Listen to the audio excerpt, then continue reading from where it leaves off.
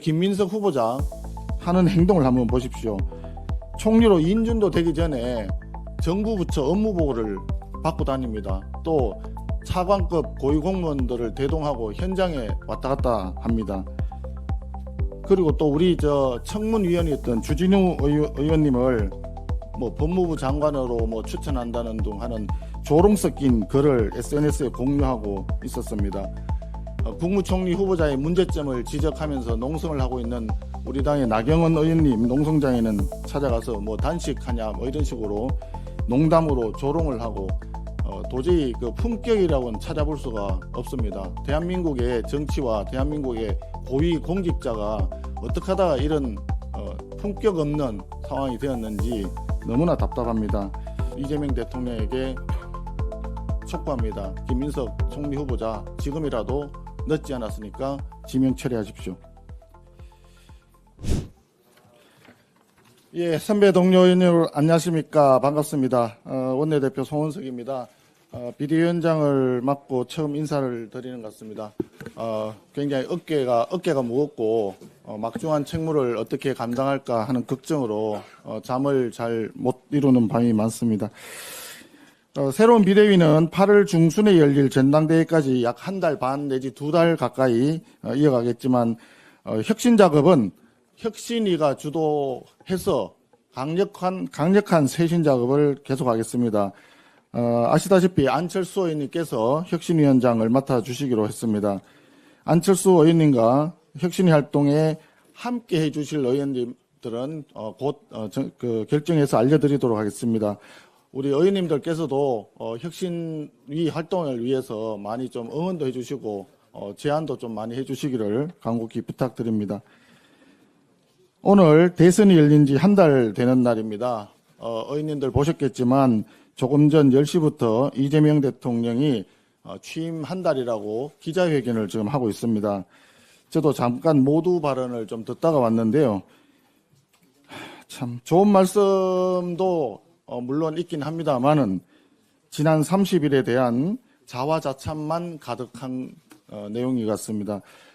공식적으로는 이렇게 얘기합니다. 역대 가장 빠른 기자회견이다 이렇게 얘기를 하고 있습니다. 그런데 사실은 역대 대통령 중에 가장 빠른 자화자찬이다. 저희들은 그렇게 보고 있습니다.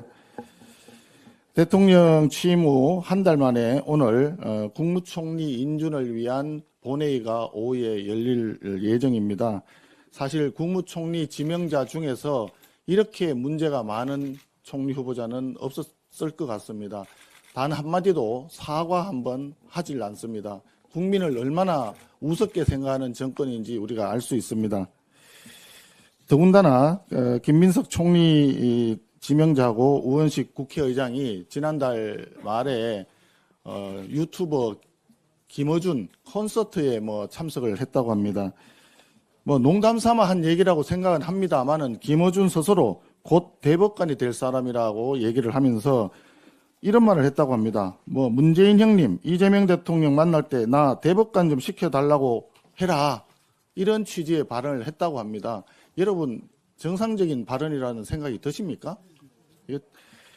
참 이렇게 야당을 국정의 가볍기가 참 진짜 깃털처럼 가벼운 것 같습니다.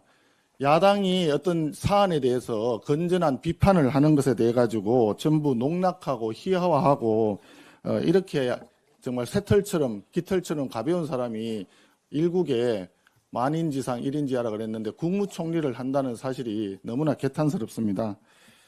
8년 전 문재인 대통령은 이낙연 국무총리 후보자 인준을 둘러싼 논란이 커졌을 때 야당 의원들과 국민들께 양해를 당부드린다라고 하면서 낮은 자세로 인준 협조를 요청한 바가 있었습니다. 그런데 지금 아시다시피 김민석 후보자는 문제점이 당시에 이낙연 총리의 문제점과는 비교가 안 될 만큼 심각한 상황입니다. 그런데도 집권 여당은 그냥 김민석 후보자를 엄호하는 데만 바쁩니다. 임명권자인 대통령은 뒷짐지고 양해를 구할 생각은 추호도 없어 보입니다. 이런 상황을 보면 정말 국민 눈높이에서는 굉장히 정권이 오만하다 이렇게 보일 수밖에 없다고 생각을 합니다. 이재명 대통령도 이런 사실을 꼭 아셔야 될 거라고 생각합니다. 이재명 대통령이 또 국무회에서 이런 얘기를 했습니다. 국무위원들에게 직접 선출된 권력인 국회를 존중하라 이렇게 발언을 했다고 합니다. 그런데 김민석 후보자 하는 행동을 한번 보십시오. 총리로 인준도 되기 전에 정부 부처 업무 보고를 받고 다닙니다. 또 차관급 고위공무원들을 대동하고 현장에 왔다 갔다 합니다. 그리고 또 우리 청문위원이었던 주진우 의원님을 뭐 법무부 장관으로 뭐 추천한다는 둥 하는 조롱 섞인 글을 SNS에 공유하고 있었습니다. 국무총리 후보자의 문제점을 지적하면서 농성을 하고 있는 우리 당의 나경원 의원님 농성장에는 찾아가서 뭐 단식하냐 뭐 이런 식으로 농담으로 조롱을 하고 도저히 그 품격이라고는 찾아볼 수가 없습니다. 대한민국의 정치와 대한민국의 고위 공직자가 어떻게 하다가 이런 품격 없는 상황이 되었는지 너무나 답답합니다.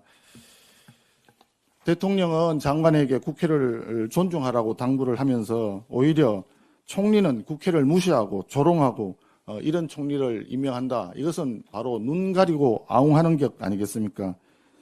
아무도 그 진정성을 믿어주지 않을 것입니다.